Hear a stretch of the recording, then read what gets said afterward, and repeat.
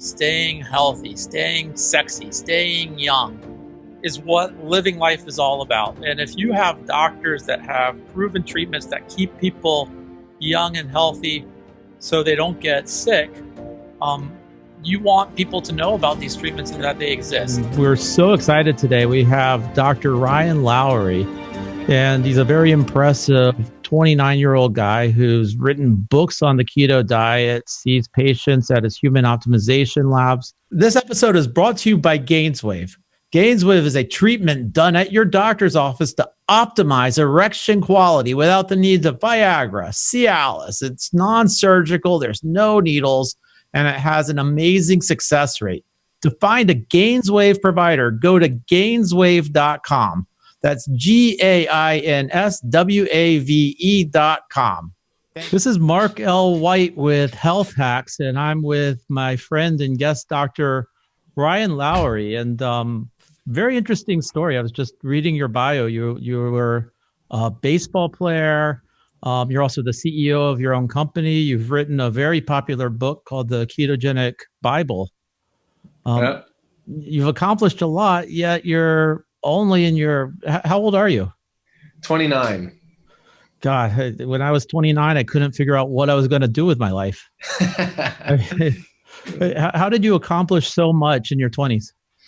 Honestly, I've had great mentors. I've had great leaders around me. And so I've always been of the mindset that you need to surround yourself with like-minded people, but people that are going to bring you up or already in a position where you want to be. So I've been like a sponge over the last decade. It's just soaking it up from people around me. And I've been fortunate to meet a lot of great people along the way. What was the mentor that really changed your life? Honestly, it's my now business partner, Dr. Jacob Wilson. He was one of my professors actually at university. And he was a professor, and we kind of had a similar mindset and attitude. And it was just like, we loved academia. We loved what we were doing in academia, but in academics, there's 4 walls and a ceiling, and it doesn't like when you press against it. And so we're like, you know what, how do we create this type of research environment, but on our own? And he's kind of the one that I started the CRO with, and that's kind of our institute now. Awesome. And when it comes to mindset, do you have any morning routines or anything that keeps it going, even when life punches you in the face? For sure. The first thing I do when I get up is start my day with gratitude, right? 3 things that I'm grateful for. I think that really sets the tone for the day. And I think a lot of times people can get started either on the right track or the wrong track by their morning routine. And I have a huge saying, I always talk about making positivity louder, but it really is dictated by perspective. And I think a lot of times it's difficult for you to lose perspective when you live in a state of gratitude, because it doesn't matter what happens to you. If life punches you in the face, it doesn't matter what's going to happen. You understand, like, wow, you woke up today and someone else didn't. That perspective allows you to really live in that state. I think you're absolutely right. It's that state we're in. And, just a couple months ago, I had a lot of crap going on in my life. And I went to the Bahamas right after the hurricane. And when you see these people that lost everything, their homes, their businesses, their cars, yet they walk around with a smile on their face, it really makes you appreciate just the little things in life. So I can really relate to that. For sure. Well, let's talk a little bit about the keto diet and the Ketogenic Bible. When I think of keto diet, and I've tried it before. I've been on the keto diet, and I've tried other diets, and there's such a debate going on. I mean, does the keto diet mean I can stuff my face full of bacon and eggs and eat everything as long as I stay away from carbs? I mean, what does it really mean? Yeah, that's a great question. A lot of times that's what people think. And I think there's a difference. You can do a ketogenic diet a million ways, one of which is just literally eat bacon or go to fast food joints and just eat burgers without the bun. But I like to term, and one of the things we educate on is something known as a well-formulated ketogenic diet. Like, there's a million ways to do any diet, but it needs to be well-formulated.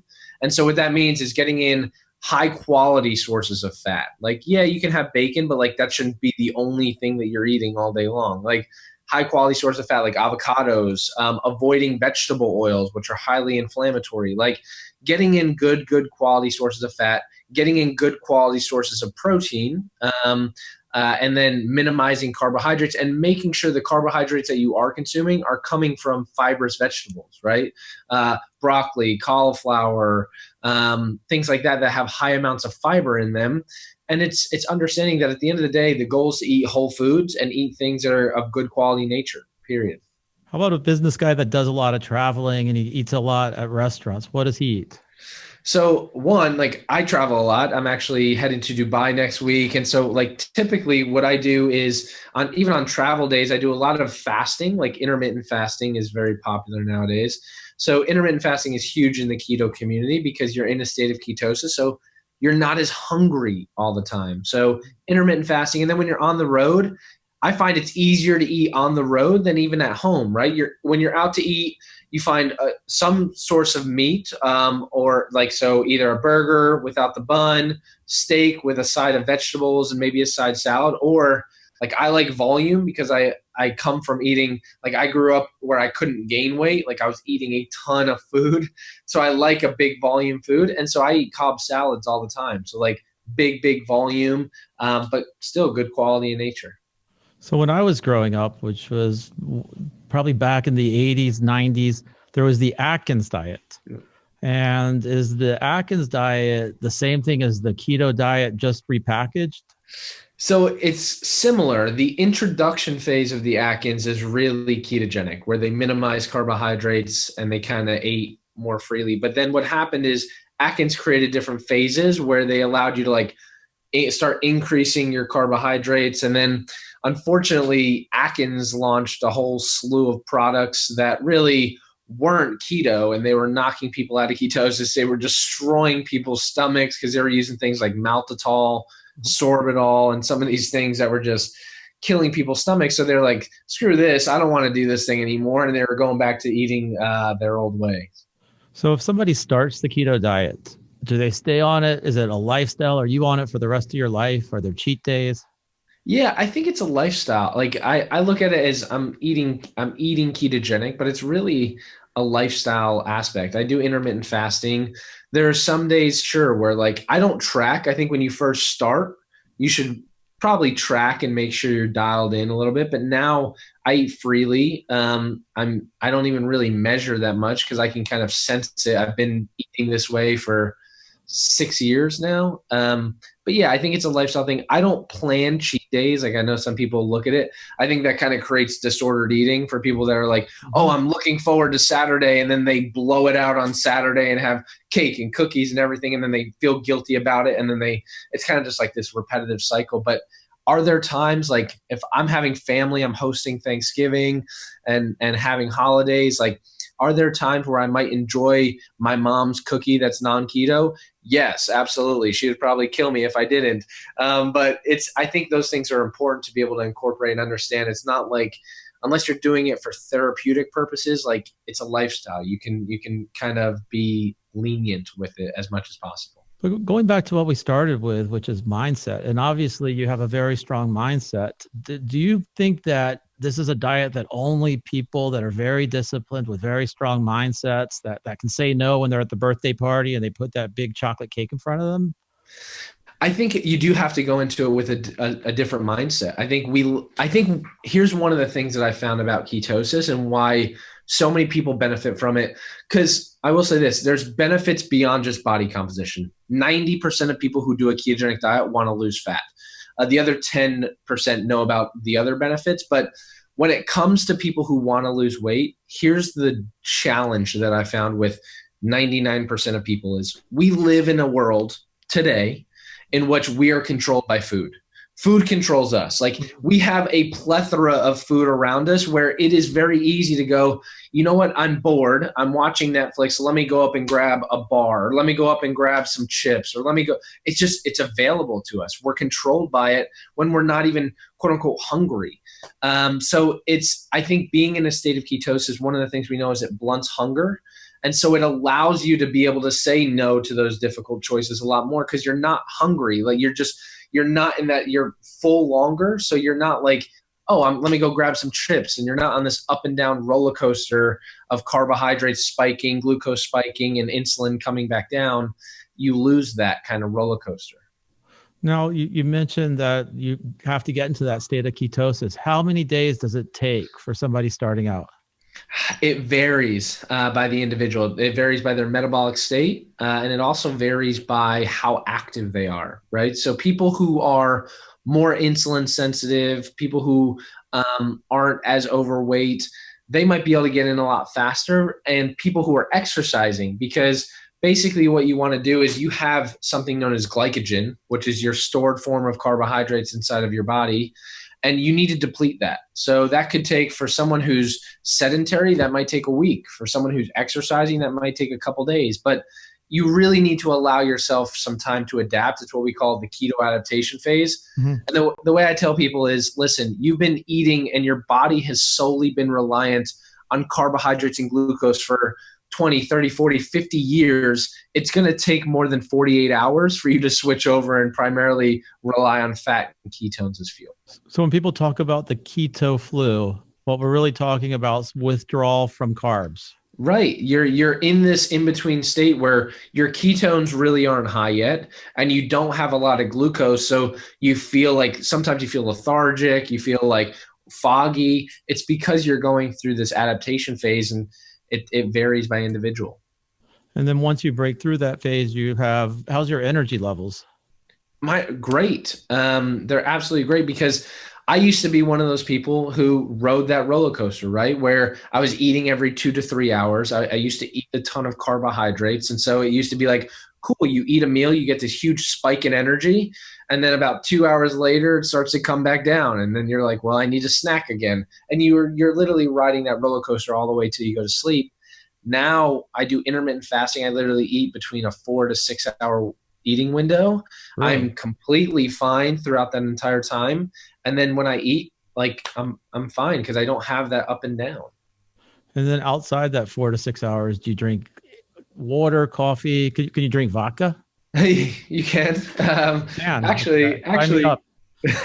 vodka and tequila, as long as they're non-flavored, actually wouldn't break ketosis. So, yeah, but water, electrolytes, I tend to have coffee, as long as you're not putting any sugar in it. You can use like heavy cream, things like that. One of the other things that when I was on the keto diet was that bad taste in the breath or bad breath. My wife was always complaining, and I was very conscious of that. What do we do about that? Yeah, so typically that's acetone that's coming out. So acetone is one of the ketone bodies that you produce when you're on a ketogenic diet. Typically, if your protein is really low, you tend to have a lot more acetone. So one of the things I just tell people is, hey, bump up your protein a little bit, and you tend to lose that acetone or keto breath, as some people call it. Okay. And then when you do intermittent fasting, you're on for 4 hours, you're eating for 4 to 6 hours, you're off for 18 hours. You don't get hungry at all? Not really. It definitely takes time to get there. Like I said, I was literally one of those people who would wake up at 7 o'clock in the morning and eat breakfast, and ate my last meal at 11 o'clock before I went to bed. So it takes time. It's not something that happens overnight. But now, like, I literally just ate my first meal of the day about 30 minutes ago, and that might be the only meal I eat today.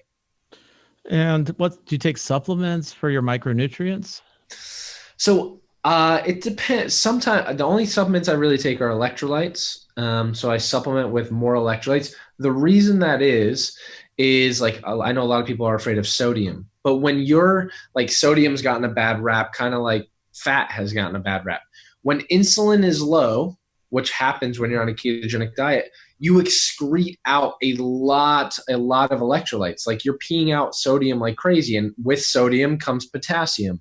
So you need to replenish those things. Like, you see people who are on a ketogenic diet, they're salting their foods like crazy. I literally consume anywhere from 5 to 7 grams of sodium per day. And that's probably just enough. I probably should be having more than that. Does it tax your kidneys at all? Or people, I guess there's a lot of myths about the keto diet. Vegans hate the keto diet. Paleos, it's like agnostic. I don't know what they believe in. But, people are like, okay, this is going to kill your kidneys. We don't know what it's going to do in the future. What do you say to all of that? Yeah, so the kidney myth is Interesting. So a lot of times people think it's going to hurt your kidneys the same way that people think eating high amounts of protein is going to destroy their kidneys. Because a lot of people associate or think that a ketogenic diet is a high protein diet, and it's not necessarily. And then the funny part about that is I've actually just recently gotten a lot of backlash from vegans for a documentary that documentary that came out. The new Netflix documentary. Was it Game Changers? Game Changers. Yeah, I did a whole rebuttal video kind of to a lot of their points on that. But the interesting part about this is you can legitimately, I have friends that eat vegan and vegetarian that are ketogenic. So it's a lot of times people associate keto with eating meat, but it doesn't necessarily have to be. Like you can eat a ton of avocados, you can eat a ton of nuts and seeds and still be ketogenic and be vegan or vegetarian. Well, let's talk a little bit about the Game Changers, because I know you did that rebuttal video, and I have not seen the rebuttal video, so I'm hearing this for the first time. I did see some parts of the Game Changers. My wife watched the Game Changers, and she wanted to throw out all meat in my house, which I wasn't going to let her do. But what were some of the biggest myths you saw in that documentary? Oof, there's a lot. And so here's the challenge with it is when you do a documentary, a lot of it's for shock value, right? So, I mean, I literally created a video with 10 different points on it. One of which is like, they pointed out like some of the best athletes in the world eat vegan according to their documentary. And so they were saying like, you don't need meat as a good quality source of protein. And one of the caveats to that is this: if you look on, even though you can get ample amounts of protein from plants, the quality of the protein from plants is vastly different from the quality of protein from animal-based products. Mainly the branched chain amino acids, and the one that we primarily look at for muscle growth is something known as leucine. Leucine is very low in plant-based proteins, where it is very high in animal-based proteins. When you're trying to build muscle and optimize body composition, you need branched chain amino acids and leucine in order to do that. Well, the other thing I saw, which was when they had the urologist, and he was saying that people that eat meat have lower testosterone levels. That was kind of surprising. Yeah, so the funny part about it, so they did that. They said that they had lower testosterone levels. There's no data to support that whatsoever. But they also did this mock experiment inside of the video where they literally took this device and they had 3 college kids, and they basically gave these college kids either a plant-based burrito or a meat-based burrito. And so on the first night, they gave everyone the meat-based burrito. And then what they did is they took these kids and they put something on them to look at erections and hardness throughout the night. And then the second night, they basically fed them a plant-based burrito, put the same device on them, looked at erections and hardness throughout the night, and they looked at the differences. And you look at it, and on the first night, they didn't have as many erections, they didn't have as much hardness throughout the night. And on the second night, they had more erections and more hardness throughout the night. And they're like, look, this is what happens when you eat a meat burrito. And the thing about this is if you know anything about science, it's completely a invalid study because there's no randomization. I don't know about you, but like if I had something on my penis in the middle of the night for the first time and never was used to having that on, I probably wouldn't sleep well. And then the second night when you have it on, you're like, well, at least I had it last night, so I'm probably going to sleep a little bit better tonight. So of course they're going to have more erections the second night or less erections the first night because they have something on them that they're not used to having on them. You know, in documentaries, it's very easy to cherry pick and get experts to say whatever conclusion. So you can come up with a conclusion, and then you go out and you find experts and you make up the science and you find out what works. And we could do that with paleo. You could do that with intermittent fasting. You can do that with keto. For sure. But have you thought about making your own documentary? I would love to. I would love to make a documentary on, I think I would love to do it on keto. I did a whole documentary on I think there's going to be a documentary coming out about the whole opposite side of what they came out on Game Changers, where there's like people who are legitimately doing carnivore and seeing tremendous results, right? So the Game Changers was very big on plant-based. Now there are people that are eating literally just straight meat, nose to tail carnivore, that are seeing tremendous results. So I mean, I live in the middle, right? I tend to lean more towards carnivore than plant-based, even though I love like vegetables and salads and things like that. But I do have a meat-based diet. But I think there's a middle ground where at the end of the day, I would love if everyone like there is some peace in between where like at the end of the day, we're all chasing an outcome, and that is better human health and optimizing human health. And I think as long as we're eating whole foods and less processed foods, I guess that's a win all around. Yeah, you could be on keto, paleo, vegan. We all hate sugar. We all hate Right. bread. We all agree on that. So let's pick sides. We all want better health. Yep. So besides the ketogenic diet, which we've beaten to death, what else are you passionate about? Honestly, we do a lot of work on, I mean, we use ketogenic diets and we actually use exogenous ketones as well for neurological conditions. So, one of the areas that we explore at our facility here is we work with like some of the most high level athletes in the world, people, Olympians, people who are NFL football players, et cetera. But we also work with people that have Alzheimer's, Parkinson's, traumatic brain injury. And they all seem to have an underlying root issue, which is common amongst all of them, similar to what you mentioned, is that their brain can no longer utilize glucose and carbohydrates well. Mm-hmm. It's the reason that they're referring to Alzheimer's as type 3 diabetes is because the brain can't utilize glucose that well. And so we're exploring a lot of different therapies, even ketogenic diets, exogenous ketones, and we're actually doing a study right now in Parkinson's with stem cell therapy as well. When you talk about exogenous ketones, like is that ejection? Is that where do the ketones come from? Does it come from your own body? Does it come from a lab? Yeah, so they're manufactured. It's a supplement that people actually take and consume. And so you have a ketogenic diet where ketones are produced what we call endogenously, which means inside of your body.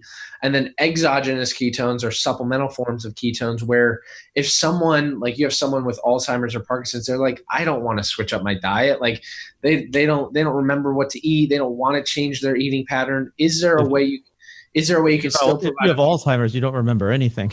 Right, right. So is there a way as a primary caretaker that you can still give them a different fuel source? And so that's really where exogenous ketones are being explored. Do you think somebody who doesn't have the mindset or somebody who can't stay consistent, could they take exogenous ketones and get benefits? I think so. There's a lot of new stuff, like for cognitive function, there's studies with exogenous ketones. Now, you're not going to see the same body composition changes because you're not lowering insulin as well. If you're eating a Big Mac and having exogenous ketones, it's not going to do much, but I think it can help people, again, with cognition, and then also like help people with intermittent fasting. During their fasting period, having exogenous ketones, I think can help prolong that fast. How about stem cells? You mentioned stem cells. What are you working on when it comes to stem cells? So we're doing a trial right now where we're looking at placental-derived stem cells and looking at Parkinson's and sarcopenia. So it's kind of a dual trial where we're looking at age-related muscle loss and can stem cells help with Parkinson's disease. Now, where are you located? You're in Tampa, or? Yep, Tampa. You mentioned that you have your facility there. Is it research only, or do you actually work with patients? You mentioned you work with athletes. Can anybody come see you? Yeah. So people, we what we call a human optimization center. So it's a 22,000 square foot facility that on one side we have our research arm where we're doing clinical trials, research and testing. We have our in-house physician who's a certified sports medicine doctor that does PRP, IVs, hormones, stem cells. And then we have our training division, which is basically the ones that train the high-level athletes, individuals, elite executives that come in that really want to optimize their human performance. But that's amazing. So you do hormone replacement therapy? Yep. Are you a big believer in testosterone therapy?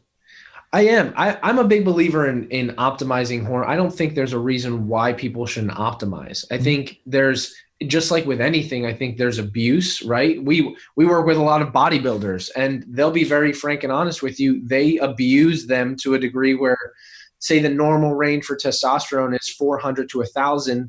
Their testosterone levels are at like 3,000, 4,000. But if I'm an older guy and my test is at 400, why shouldn't I take hormone replacement therapy and at least optimize my levels where I'm at 800 or 1,000 to bring me back to where I was like 30 years old or 20 years old? Why not be able to optimize your levels that way? I agree with that. I think there's a lot of misconceptions when it comes to hormones. And then there's people are using pellets and instead of injections.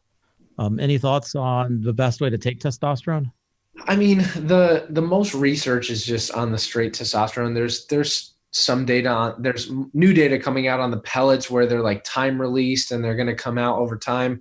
I just don't think there's enough on it yet and you can control it. So like we do just straight for the patients that are in here, that we do straight hormone replacement therapy with the test. Do you believe in growth hormone replacement, or are you a big believer in peptides, or both? I like the peptides. I'm starting to see a lot less people actually just, unless you're a bodybuilder, supplement straight with growth hormone. But like one that I've even been experimenting around with now is ipamorelin. It's a peptide that helps increase a precursor to growth hormone. And for me, the reason I'm taking it is for the sleep benefits, right? Like, so I take it before I go to sleep to really optimize growth hormone throughout my sleep process. Does it also increase hunger, or is that a different hormone? Yeah, it can. It can. So it's one of the reasons why I take it before bed. There's some people that take it in the morning and at night, but I'm like, if I took it in the morning, I would be starving throughout the entire day. Take it right before your 6-hour window. You'll be fine. Right. You mentioned PRP. Is it PRP in the joints? Are you also doing sexual wellness PRP, like P shots? Yeah, well, we aren't doing that in-house. I actually was just with someone from Gainswave doing a P shot. But we do joint PRP stuff. We do it in knees, shoulders, elbows, things like that. I don't even know why people think it's controversial. It doesn't make sense to me why someone would think that it's not going to be beneficial. It's plasma that's rich in platelets that have growth and healing factors, period. I believe that anytime you take money away from big pharma, doesn't matter how good it is, it doesn't matter what it is, it doesn't matter how much you're helping people. If you're taking money out of big pharma or big medicine's pocket, it's controversial. That's very true. So if somebody wants to get in touch with you, doctor, how do they do that? What's the best way for them to get in touch with you? Honestly, probably social media. I'm on social media a lot. On Instagram, it's at Ryan P. Lowery. And then Facebook, it's just Dr. Ryan Lowery. Always just posting content information to try and help people, like you said. Now, if somebody just wanted to get a list of foods they should eat, foods they should stay away from, is there anything like that on your website or anything like that you can give them? Yeah, if you go to ketogenic.com, if you're interested in anything ketosis related, ketogenic.com, we have a ton of free recipes, calculators, guides, meal plans, everything on there. There's a bunch of free stuff on there. That's awesome. It was awesome talking to you. It's awesome seeing a guy achieve so much in his 20s. I know in your 30s and 40s, your life's going to be amazing, and really excited. Thank you so much for spending the time with us. Thank you guys. Thank you for having me on. I appreciate it. Thank you.